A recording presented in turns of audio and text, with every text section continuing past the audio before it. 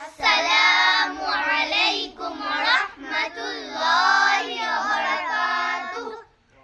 এই নিচে দুনিয়ায় তুমি থাকবা কতদিন? এই নিচে দুনিয়ায় তুমি থাকবা কতদিন?